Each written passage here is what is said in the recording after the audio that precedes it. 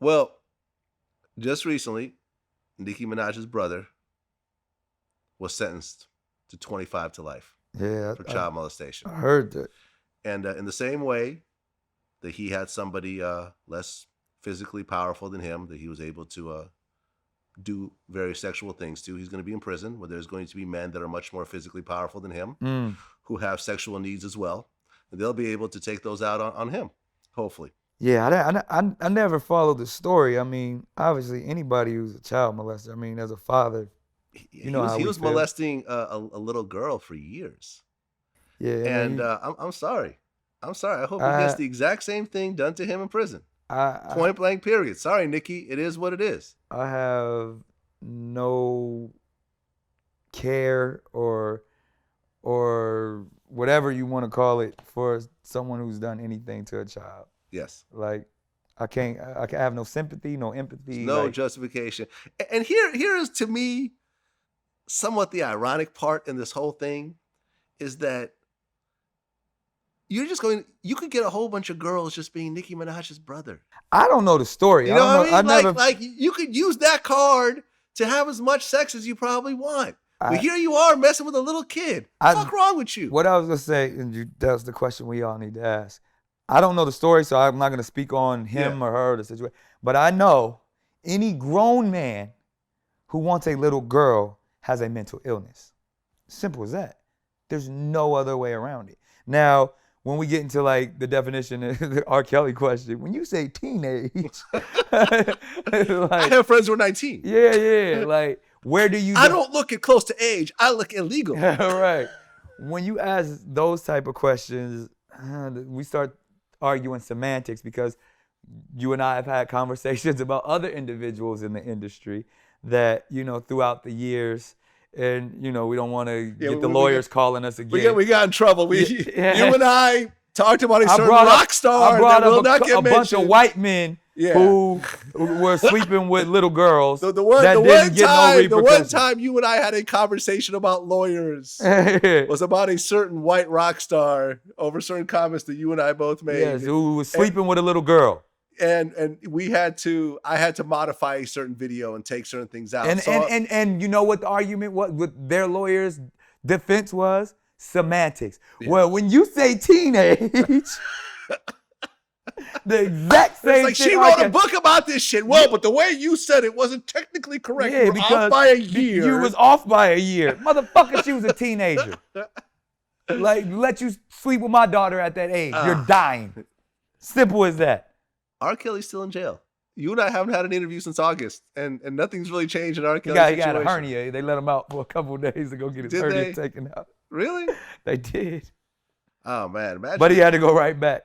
And again, I mean, I've seen all the surviving R. Kelly. They fucking used one of my clips at the beginning of one of them. Y'all owe me a check, Lifetime. Wait, that's something you and I did.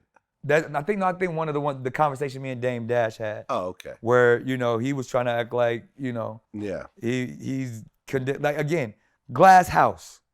I'm probably one of the people that can stand up and say I'm guilty for turning a blind eye, looking the other way because I didn't want to believe that it was true.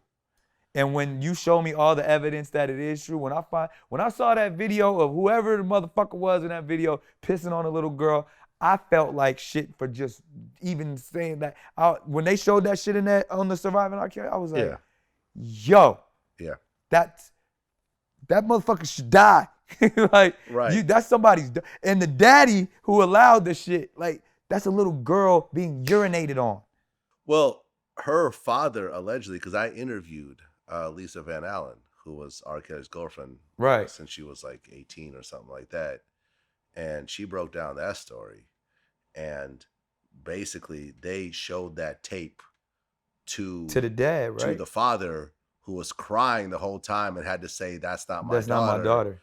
And on the week of the trial, that whole family was on a cruise. Out of the country somewhere, right? And they say all of that in Surviving R. Kelly. And he ended up, the father ended up playing bass on like R. Kelly's next album.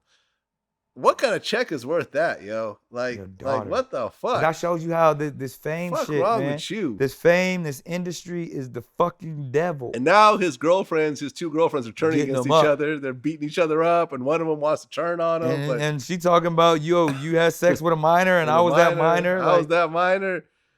Goddamn, man. On his birthday. Man. But again, when you watch the second Surviving R. Kelly, you feel bad for him, man. All of the shit that he went through. It's a cycle, man. It's this when people are molested and then they continue that on and they don't. It's something that we got to get to the root of in our community. And the fact that we talking about it and we dealing with it now, we're all growing from it. Yeah, I remember Earthquake when we talked about this, and he brought up a very interesting point. He said it was R. Kelly and Michael Jackson's ego that allowed them to still hang out with underage boys and girls after the initial allegations had come out. He said, listen, you accuse me of this shit, I'm in the senior citizens home with Aunt Mabel. She don't have no teeth. Right. I'm only hanging out with old bitches from here on out. You will not see me with no one even. Might continue to play. No one under 70 years old. But these guys, like Mike kept hanging out with little boys even after he was being sued. Yeah. R. Kelly, the tape comes out. He goes to trial. And the little girl standing outside with the R. Kelly side. He's like, yo, come on. He went to McDonald's and picked them up some more little girls. That's what I always said. It's that ego, man. Access to excess. That's what the ego is. That's what the when ego. No one tells you no one in your circle, when they bend over backwards to break the rules for you, to hide things about your sexuality, to hide things about your finances, to continue to keep the machine in the presence of our famous God going. It all happens. It happens in the religious communities. It happens in the political communities. It happens in the entertainment communities.